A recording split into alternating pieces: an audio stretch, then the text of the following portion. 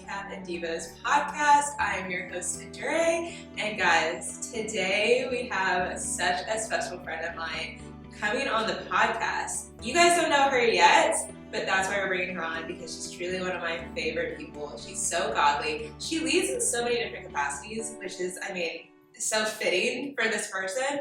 And so I'm really excited for you guys to get to know her. Truly, it's her heart for Christ that really stands out more than anything else. So I'm really excited to finally introduce you to my friend.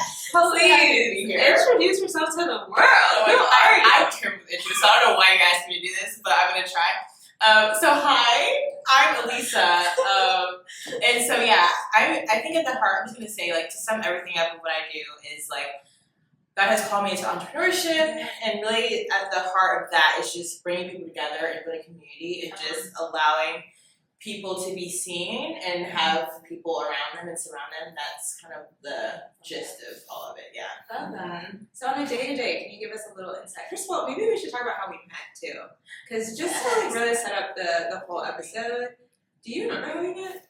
I had that passion, no free chapel, but then I was like, I read it. Yeah, no, because, okay. Like, you remember? Well, kind of, because didn't we meet through my friend Lisa? Or we met through a friend? It was Lisa, because I didn't know Lisa, I don't think. Before I think you introduced me to her. Oh. I have such a vivid memory of all three of us together, but maybe that I know you. Not the interview. Okay, maybe we don't even know. Well, free shop. Wait, no. Worship night. Do you remember? At Free Chapel? Yeah. But I recognized. Okay, you know what? You tell the story. Okay. So I had left Passion City at that point, and I was going to this new place called Free Chapel in Midtown, and they had a worship night. And I sat down, and you sat next to me, and I was just trying to, like, I don't know, make friends, talk to people, and yeah, you just happened to sit next to me, and then you said that you also went to Passion. Do you remember? And this is the night that Joelle Barnes was singing. Yes. And so I was like, oh, what are the odds? And then we just started talking. So that was like the first, before I remember another friend being in the mix, that was the first time I remember meeting you. But did you know me before? Why do I feel like I've seen you? Because I think what happened is, like, we have mutuals. Yeah. And so I feel like I've seen you before. Maybe that's true. Maybe I could also be making this up just to see. No. But you're right. Like, I think that's when we, like, actually, like, connected. And I was like, oh my gosh, you're in a Passion. Yes. And yes, that was my first time at Free Chapel. You're It's because I said I was there for Joelle Barnes, but hey, okay. No, I whenever you get me to Free Chapel, hey, it had to be Joelle Barnes. Thank you, Joelle Barnes, for your ministry, for letting God use you. But yeah, I've been there ever since that day. Okay. Yeah. Whoa. So that was like 2022, right? It hasn't. I feel like it was 2023. I think. Oh yeah, maybe. Cause yeah, I think I'm coming up in 2 years. Whoa. Yeah. Whoa. Okay. Time's flying. Crazy. Mm-hmm. Well, friends, for season 2, the whole topic, of course, is about waiting on God because God waits on us. Okay, so let's start off with, can you walk me down, before we even get into the questions, can you walk me through, like, how you even found the Lord to begin with and why you have a relationship with Him? What drew you to know the Lord to begin with? Yeah, so I think my parents were, like, the first introduction to, like, Jesus for me. Like, they were both Christians. I grew up in a Christian household. Yeah. We went to church every Sunday. We went to church every Thursday or Wednesday when it was, like, twice a week back then. When we were in Holyfield. We were out. But so, yeah, I grew up in that environment, like, faithful parents who, like, not just went to church, but they lived, like, a lifestyle that was, like, so pleasing to God. And so, like, I saw it early on, but, like, honestly, it didn't really hit for me until, like, I went to a newer church that we ended up going to. That was, like, middle, like, high school. And that was the first time where I saw people that, like, were young, worshiping with their hands up. I said, y'all, we out here doing this? I thought this was an adult thing, this worshiping, like, relationship with God thing. Because, like, the church I went to previously, like, the young adults literally were on their phones during periods of worship, literally sitting down. And I was like, oh, is this, like, how the expectation of young people? And that church kind of changed, like, the lens of that. And so eventually I got plugged into a small group there at that church. And the leader, she really helped guide me into what actually meant to have a relationship with God, because she was so vulnerable in her own walk. Like she was vulnerable about her sins and like things that she was working on, and it really just allowed me and us to see that like we are going to mess up, but that's not the point. The point is that Jesus has come and saved us and given us grace, and that through him and through the struggles is we have him to help us walk through it together with him. And so it's like, yeah, and just hearing that, it's like, this I can do. Like, I don't have to be perfect. Like, I don't have to do all these things. I don't have to read my Bible at 9:02. I don't it's the point is where your heart is. We were talking about this before. It's like, where is your heart? Like, that's where it is. And that's what matters. Yeah. So good. Preaching already. You're preaching already. So let's get into the questions, sister. Mm-hmm. So we're really harping on the idea of God's love. I feel like that's something that tends to get neglected a lot. Or people will talk about maybe the love of the Son with Jesus, but they won't talk about the love of the Father. And so obviously with them both being one, can you tell me about how you, like just on this journey with getting to know the Lord for yourself, what has God been teaching you about his love and how has he been showing that to you? Ooh. Oh my, wait a minute. Right. I think I would probably start with so I got laid off from my job. I kind of told you about this, like last March. And we're in January now, which is absolutely crazy that I'm about to go in a month post like this time. And so when I got laid off, the day I got laid off, and they were like literally sitting in front of me, they're like, Alyssa, we have to let you go. And I was smiling. I think they were genuinely confused. No, I guess. Because I was like, okay, all right, like, oh yeah, okay, all right, like, and so I was like, is there anything I did wrong? They're like, no, Alyssa, like, you're amazing. But like before that happened, like, God kind of made it clear to me that he's like, I'm your CEO, I'm your HR, I'm your manager, I'm all the things. So it's like, you will stay if I want you to stay, and you will go when I want you to go. Wow. And so when that happened, I was like, okay, God, I guess it's time. It's time to go. And so like I just knew if that were to happen, that I needed to push to go, and that he had something better for me. And like God has called me into entrepreneurship from so I started my first business in high school, and so I kind of knew from that point that like it was not going to be the last, like it was going to be more things coming out the corner. And I made that clear at my job. I was like, my long-term goal is to have my own company. And so like I would literally go to my team and be like, okay, like our CFO, for example, I went to her and I was like, okay, I'm interested in starting my company. Like, how did you start this one? Like, what were your strategies? And like, why did you decide the things that you did? And I was kind of transparent with that, like my long-term goals. So they can kind of like push me and like guide me in that direction. But like back to like getting laid off, that was kind of a tangent. But I saw so much of God through that. Like when the severance was over, but the bills were still due, and I was living in Buckhead by myself. Girl, when I tell you, Buckhead? I had no business being up there. I had no business being up there. But the lack of money, but God. And when I tell you, like, I didn't miss one bill. I was still paying my student loans. I was on credit card debt, like, by the grace. And I was there for because I ended up moving in September. Oh, wow. And so, like, I got, like, a random check mail. Like, community was using people in my life. Like, and then it's just, like, crazy seeing how, like, God worked. And I think that's when I learned that. It's, like, we sometimes think of our job as a source of our money, but Jesus is a source of our money. And he will use this job in this season to provide for you, but he'll use anything. He'll use anything to provide for you. And seeing that in real time, because I feel like I always say, like, God's a provider. God, he is, but it's like when you experience that, it's a whole different level of like intimacy with God and trust with God. So like that, like seeing him as a provider, or at least more of him being a provider, and just staying true to his word.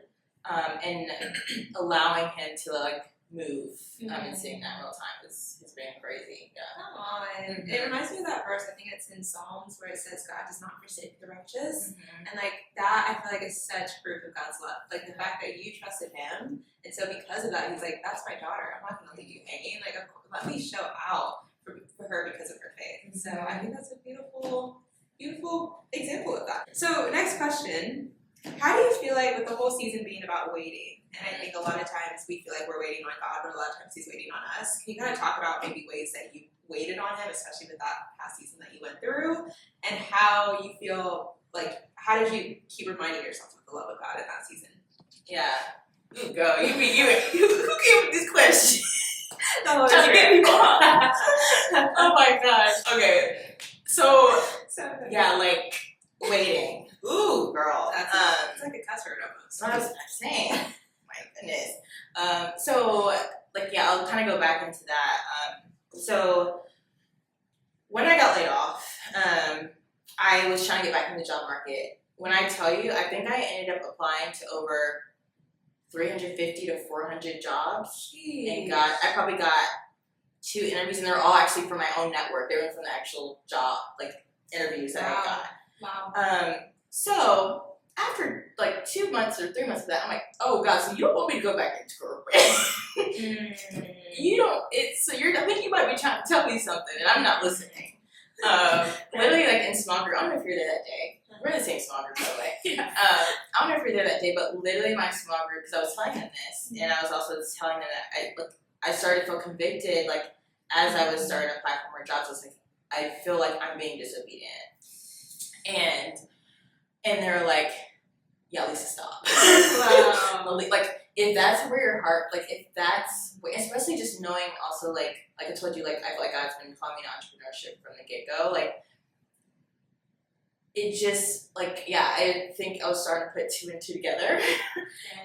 But I think I was scared because, maybe I wasn't scared, but maybe I was just like, God, I don't know if I'm ready, like, now? Like, you want me to do something now? And so, like, 2 weeks, so I'll kind of give you also, like, a whole spiel.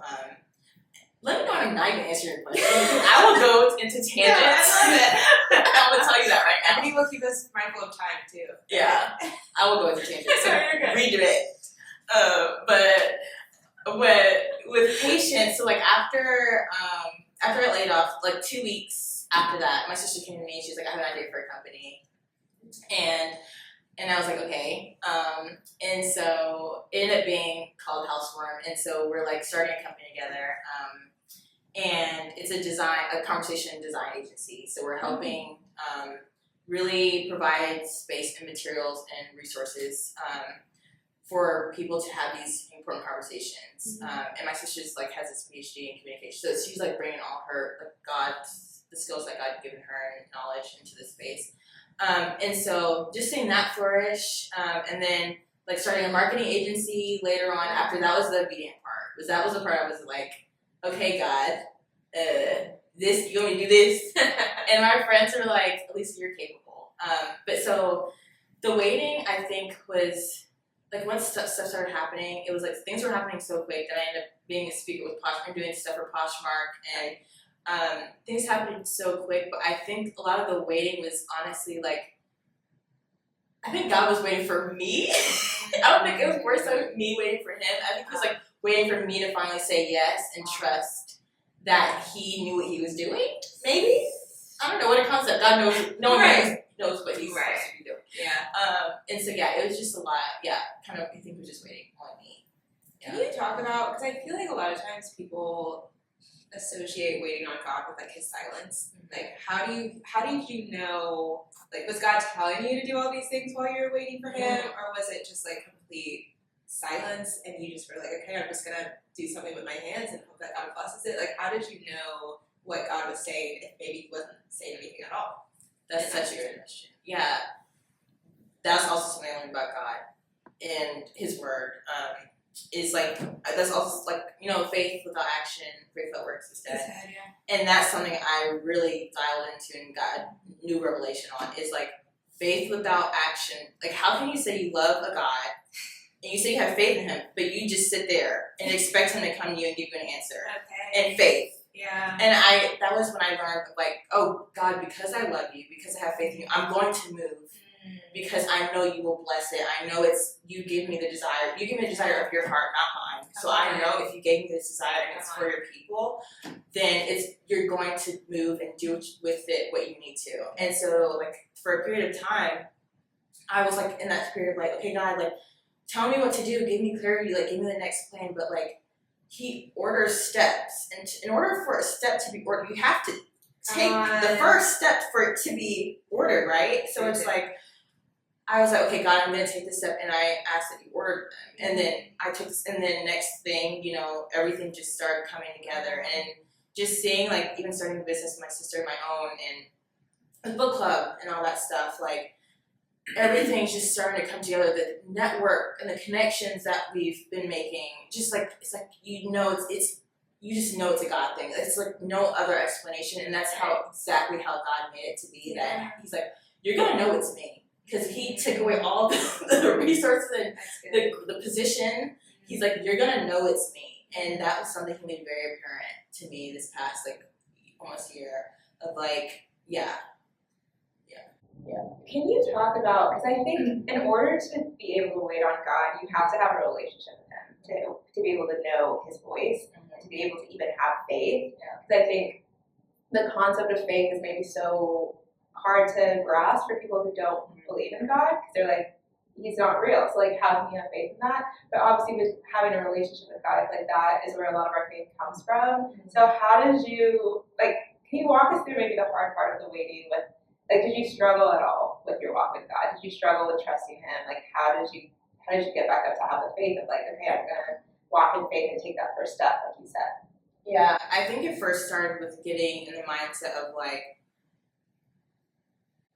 I think what we can sometimes do is we have expectations of God, which is great, but when you get so stuck in that specific way that God's going to show up, you're missing the so many different ways He's actually showing up in real time.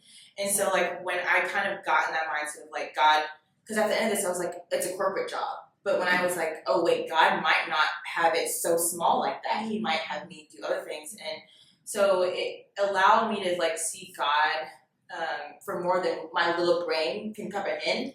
Because our little brains cannot compute the greatness and magnificence of our God. And so it's like, I had to humble myself. Really, that's what it is. Like, I'd humble myself and just be like, God, you know what this needs to be. And I think starting there from a place of humbleness and just not, we say like genie, like treating God like a genie. Like, no, it's like, let Him tell you and like let Him guide you. That's one. I think starting with that mindset of just allowing God to show up however He needs to show up, not trying to be so forced on it being this one thing.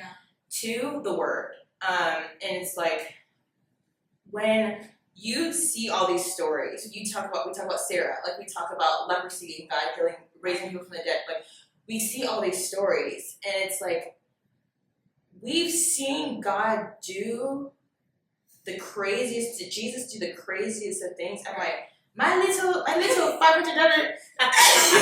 And it's like, it just becomes, when you start to actually believe, it's one thing to read His Word, but when you actually start to believe and look at God's character, and that's something like, I started rereading the Bible looking for God's character and not trying to find myself in the Word, because that's when it starts becoming more real. I'm like, okay, God, you are such a loving God. You allowed Miss Sarah to wait, but however, you gave her what she needed exactly when she needed it. Like, you gave, like you've done it. Like, you can do it. And I think, like, when I got more of my Word, because I think we can tend to run away from it. Like, we can be like, God, I don't hear you, but it's like, He wrote us a whole love letter. Hello. And this thing, like, He said, I love you, I love you, I love you, I love you because of this, I did this, and it's like, He's talking to you. His words are here, and it's like, when we don't, like, we always try to wait for God's voice, which is great, but it's like, He also gave us some resources and tools so that we can look back and we don't hear Him, that we like, but you still did these things, and you are going to do these things. And so, like, that was kind of what helped build my faith. I'm like, and He talks about remember, like what I did, remember. And I think God knew, He's like, you're going to be in these circumstances where you might not know I'm here, but you might not feel like it. And so the Word was such a big thing for me in building my faith. Come on, you are preaching, girl. Okay, so you mentioned Sarah, and I actually think she's a perfect example of waiting, because I think I'll speak for myself. For me, I think when I'm waiting on God for things, it's hard to feel like I want to make the right decision and I want to please him and honor him in everything I do. So I don't want to do something that's maybe outside of his will. And I remember a friend telling me, like, if you are diligently following the Lord, like, everything is in his will. Like, there's nothing that you can do, there's no opportunity that you can take that's outside of his hand. And I think with Sarah, what's so funny is, like, even when she got impatient in the wait, God still blessed, like, even the Ishmael with the son that, like, she told Hagar to have with Abraham. Like, even when Abraham was like, don't forsake Ishmael, the Lord still said, like, I'll make him into a great nation. Like, even Ishmael wasn't even supposed to be in the story. And, like, God's love and faithfulness of even her disobedience in the way was like, I'll still take care of him. And so even with Hagar, like, hello, the way that she ran away from, like, the suffering that she was feeling with Sarah. Hello? It couldn't be me. And then God still found her. And then that's where El Roi comes from, because Hagar calls him the God who sees me. And that's what El Roi means. So anyway, I think the idea of, like I think people maybe sometimes, if you're like me and you're like, man, I don't want to make the wrong choice, there is no wrong choice when you're following the Lord. And I think you're a perfect example of that as well. So sorry, let's wrap this up. Can you tell the people, what is, like, one piece of advice out of everything that you've learned so far in your walk with God? Like, what's one piece of advice that you would say, like, this is the one thing I wish I knew sooner, this is the one thing I may be learning right now? Like, what's your one piece of advice that you want to give the audience? Yeah, I think if y'all don't put your swords down and let the Lord do what he needs to do in battle, because so, like, in Matthew, he's telling his disciples to go out, and he's like, you don't need the gold, you don't need the house, you will be taken care of it, and it'll be the Holy Spirit don't even worry about speaking perfectly. The Holy Spirit will be speaking through you. And I think that's a kind of reminder of, like, you have everything you need. You have Jesus Christ, and it's like, that's all you need. You are a vessel. Like, you are here for him so he get the glory. And when you kind of allow that to be the truth for yourself, it just becomes so much easier, and the burden is so much lighter. Like, let the yoke be easy, y'all. Come on. Let it be easy. Let it be light. Like, take the burden off. Like, he says that. Yeah. And so, like, especially with all the things I'm doing, people ask me that all the time. They're like, Lisa, like, how do you do these things? I'm like, the yoke is easy. My goodness, because, like, when you're walking in what God told you to do in your obedience, like, he's with you. Like, he's not going to put you up doing things without him there. So, that's my advice. Alyssa Evans, everybody. Like, an icon. I'll put all your follows or ads below. Go follow her. God's doing incredible things in her life, and it's just such a blessing to be friends with you. It's such a blessing to know you, man. Oh, come on. It took Joel Barnes to do it. Shout out to Preach Chapel. Well, thank you for coming on, friend. And hey, this will be the last time you see your face. By God's grace. I'm gonna have you come back. Of course! You'll be recurring. Yeah. Of course. Well, thank you guys for tuning in, and we'll see you guys next week. Bye, y'all.